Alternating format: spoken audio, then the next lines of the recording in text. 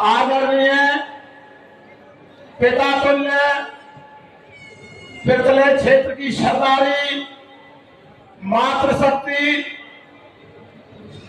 Press के भाई बंधु भाई और हमारे पिछले क्षेत्र के बेटा और हरियाणा के शेर भाई नैनपाल रावत जी,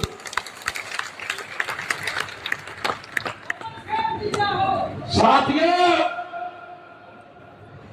आपको पिछले चुनाव की पुनः एक लाइन एक नारा याद दिलाता हूं। हेलीकॉप्टर उड़ेगा, हेलीकॉप्टर उड़ेगा और खूब उड़ेगी धूल, ना रहेगा कोई हाथ, ना रहेगा फूल। ये पिछले चुनाव का नारा था साथियों। आपने ये सार्थक करके दिखाया। आप काबिले तारीफ हैं और वीरों के वीर हैं और मतदाताओं के सर्वश्रेष्ठ मतदाता हो। एक नारा भी और लगाया था कि जो नैनपाल से टकराएगा, जो 36 बिरादरी के कैंडिडेट से टकराएगा, वो चूर चूर हो जाएगा, वो चूर चूर हो जाएगा। भाई साहब, इस जनता ने वो अपना कर्म करके दिखाया जो हमारी जनता ने पहले भी कई बार करके दिखाया है। जब जब किसी पार्टी ने किसी काम करने वाले के साथ, किसी सेवा करने के वाले के साथ धोखा किया, तब इस जनता ने अपना फैसला लिया। सरदारों, आपने खूब हेलीकॉप्टर उड़ाया, आपने खूब धूल उड़ाई, और ये नैनपाल रावत है जिसकी बैठी है ये 5 साल की कमाई, जो बैठी है 5 साल की कमाई। सरदारों, जब चुनाव नजदीक आता है, मैं पिछले काफी दिनों से 3-4 चुनावों से देख रहा हूं। चुनाव से 3 महीने पहले, 6 महीने पहले लोग धीरे धीरे विधायकों से पल्ला झाड़ लेते हैं, किनारा कर लेते हैं और विधायकों के पास आना छोड़ देते हैं।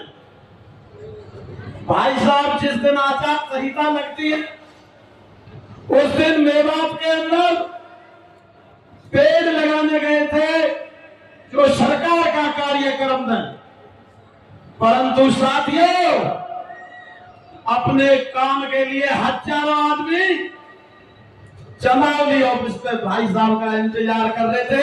ये बहुत बड़ी बात है, अपने आप में बहुत बड़ी बात है। नैनपाल ने विधायक बन के काम नहीं किया, क्योंकि हमने देखा है, ये शास्त्र कह रहा है, चाणक्य नीति कहती है,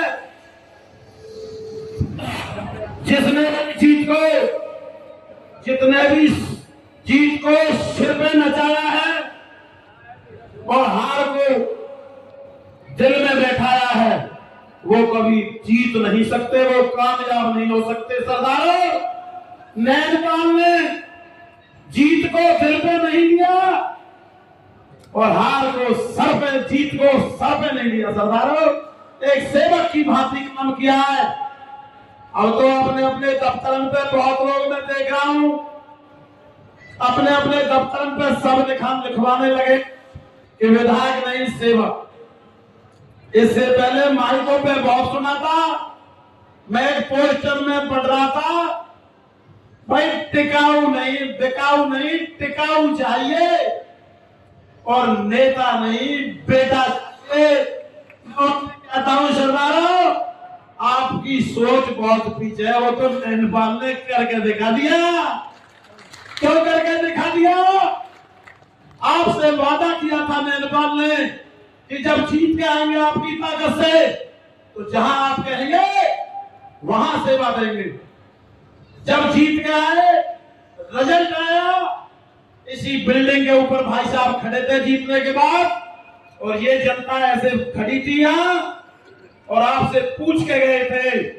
आपने कहा था कि आप बीजेपी का साथ दो, तो भाई साहब ने बीजेपी बिकने का काम नहीं किया, रुपया लेने का किया।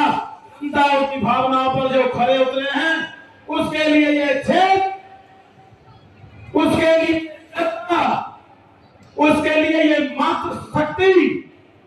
हाथ उठा के खड़ा करके बताओ, आज 100% तैयार बैठी है। हाथ खड़ा करके सरदारों देख ले भाई, मेरे मीडिया बंधु, एक भी आदमी किराए का नहीं है, एक भी आदमी नैनपाल के किराए का नहीं है। नैनपाल ने कोई सवारी नहीं भेजी। ये रैली नहीं है, ये मेरा बूथ सबसे मजबूत। यदि इस पुतले में किसी ने चलाया बीजेपी को, तो नैनपाल ने जलाया। या बीजेपी नहीं, या नैनपाल ही बीजेपी है और बीजेपी नैनपाल। ये सौभाग्य होगा, ये सौभाग्य होगा बीजेपी का। यदि भाई साहब को टिकट देती है तो ये जनता अब की बार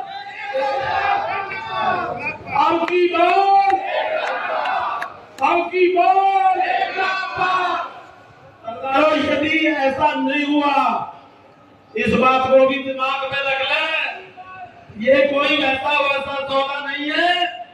जब एक चूल्हे पे ये पहले रोटी खा सकती है, 20 साल के टाइम में रोटी खा सकती है, ये जनता आज भी एक चूल्हे पे खाना बना के खा सकती है। सरदारों, हम ज्यादा ना भाइयों ने, सभी सरपंचों ने सारी बात बताई, उसका गुणगान किया। हमें तो यही पता नहीं लगता विधायक चंडीगढ़ में रहे, हमने हम तो चंडीगढ़ में ढूंढते डोले गए विधायक की कोठी कौन सी है।